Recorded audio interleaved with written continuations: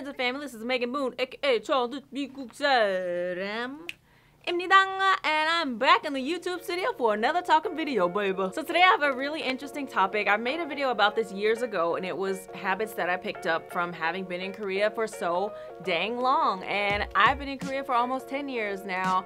Next year, February happens, and that marks 10 years that I've been in Korea. So recently, you guys know I've been doing videos in Korean, where I've been talking in Korean and hanging out with my girl, Sangin 언니. And when I was watching those videos and editing them, I noticed, oh, I have these habits too. And so I realized that there's a whole new set of Korean habits that I actually picked up from having been here for so long. So I thought I would take the time to make another video about habits that I picked up in Korea, especially language habits. So many things that I picked up that I do now on a regular basis that are so interesting. So without further ado, let's get into it. The very first habit that I realized I picked up is I've become very Hitti. And you're like, what does Hitti mean? I don't even know if you can use that properly in English, but Hitti as in hitting a lot, hitting a lot. One thing that you notice when you come to Korea is Koreans hit a lot. If you've ever seen dramas or even TV shows, like people like hit like in jest, I guess. It's like, oh, you do that. Or like girls hit their guys like, and when people are like kind of joking around, they hit each other a lot. And women hit men hit women, but not like in an abusive way. That sounds horrible. But just like they're just more hitty in general. Like even on TV, like 자, 48,000원에 총 여기에 머리를 넣어요. 그래가지고 옷이 이상하게 나와. Or if you've seen a drama, you notice people do like a slap upside the head, like 존나 짜네. 내 새끼가. And like older people, like when they're joking around, they might like make a gesture like this and be like, boom, like they're gonna like hit you. So I was like, yeah, Korea's pretty hitty, and I kind of have become hitty too. I have to really like pay attention to that when I go to America, so people gonna be like, why are you hitting me? I'm like, I learned it from my environment. So when it had only been a few years since I've been in Korea, when I used to live in Songtan with Heather, my roommate, and we lived in that apartment together, I made a video about how Koreans can be a little bit dramatic, especially when it's hot or when it's cold. 아 더워, 아 덥다, 민경 덥죠, 더워, 덥다, 추워, 왜 이렇게 추워, 춥다, 추워. And after I made that video, a lot of people were like, oh yeah, that's so true. Even Korean people were like, oh yeah, I didn't even realize that. We talk about how hot it is or how cold it is all the time.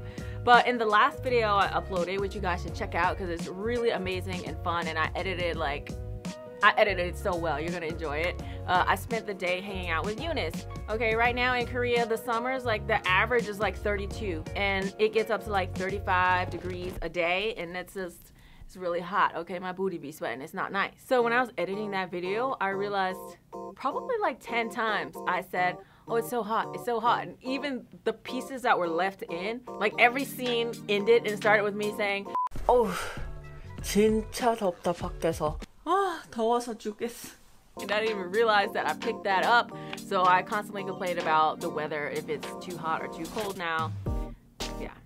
Speaking of learning languages and learning new skills and whatnot, I would like to introduce to you guys Skillshare. Skillshare is an online learning community with thousands of awesome classes for creative and curious people. You can use Skillshare to explore new skills, or you can develop existing interests that you might have had. Right now, I'm taking a course by Ekta Chadheri, and it's about growing indoor houseplants. And I really love her section on growing herbs indoors because I've always had an interest in that, and I'm actually growing basil, and I sucked at growing basil, and then she taught me how to actually properly grow herbs with the proper amount of water, techniques, and things that you're supposed to have. And actually next, I found this course on there. It's an Instagram course. It's about how to create an engaging story. When you join Skillshare, you can actually take one of their live classes, so you can connect with your teachers in real time, and you'll be with other members who are taking the course with you as well. Skillshare offers membership with meaning, and it allows you to join communities of fellow creatives who are super inspiring and encouraging. So the first 1,000 of you guys that clicks the link in my description box will get a 1-month free trial of Skillshare, so you can start your learning journey today. Check out the description box for more information on Skillshare. So one interesting thing about the Korean language is that in order to confirm that you understand what someone says, people will repeat exactly the thing that you said, like immediately after you say it. And it's not something that I really realized that much at first, but going back and looking at my videos with me and Eunice, anytime she says something, I repeat it right back immediately. And at first you might think, okay, that's not a big deal, but if you were to do it in English, it would be really weird. So it's like, hey, I'm going to the bathroom. The bathroom? Okay.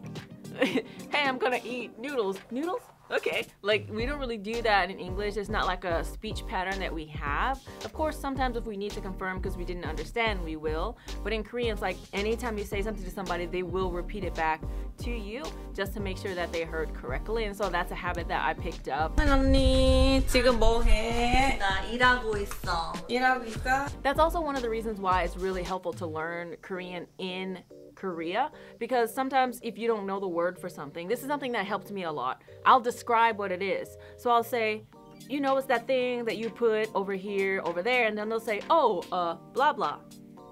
And then I'm like, okay, I guess that's a word for that. And I'm like, yeah, blah, blah.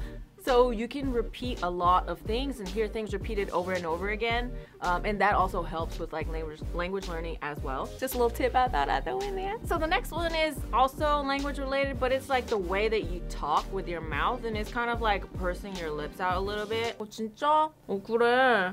한국인 끼세요? Like that, I don't know. I think it's just like an 애교 thing, maybe.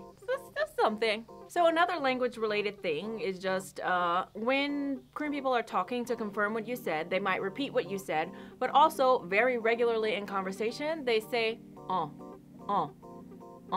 like just to let you know, hey, I'm listening. So you'll be talking and saying a whole thing and they'll say, like 10, 11 times. Like literally every like few words you say, they're like, And in English, it kind of be weird. I feel like some people might feel like you don't want them to keep talking and you want them to hurry up. It's a feeling that you might get in English. Like imagine if you're talking and saying a story and they're like, yeah. It could be like taking like, girl, hurry up. The story's too long. But in Korea, that's kind of how you show that you're following along, you understand, you're totally connected. So another really interesting one is I always ask people if they ate. It's like kind of the way that I greet people, even when we're talking in English. Like if I meet up with friends, I'm like, oh, hey, you know, did you eat your lunch? Because in Korea, like a lot of the culture is centered around eating meals. So a greeting is, 밥 먹었어? Like, did you eat? Right? That's what people ask a lot. And there's like constant talk about food. Like when you're saying goodbye to someone and it's around dinner time, you always say, you know, have a good dinner. Or if it's lunchtime, have a good lunch. Did you have breakfast? You know, did you eat? So I find myself doing that even in English, and now one of my go-to greetings is asking people about food or if they need something, right? It's just kind of one of those interesting things about Korea and Korean culture. This is also really interesting and it's language related. Another habit that I picked up is actually laughing a lot. Like I didn't really laugh that much in English unless something was like overtly funny.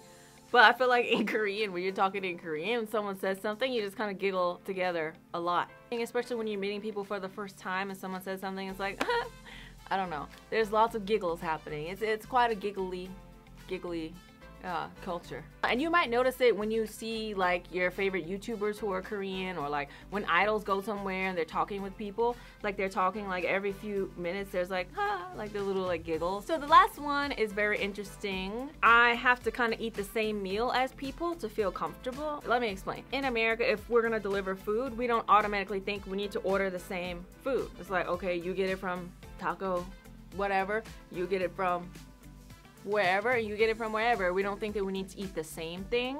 And if someone at home wants to eat something, you don't automatically think, oh, I have to eat that, or this is something we're going to be eating together, because we're more of a you eat what you want to eat kind of place. But I noticed like in Korea, when someone's eating something or someone's going to order something, like everyone assumes, oh, we're just all going to order the same thing. Because again, Korea is very centered around food. So when it comes to meals, people typically like to order the same meal. And so sometimes with me and Moon are going to like order something, he's like, what are you going to get?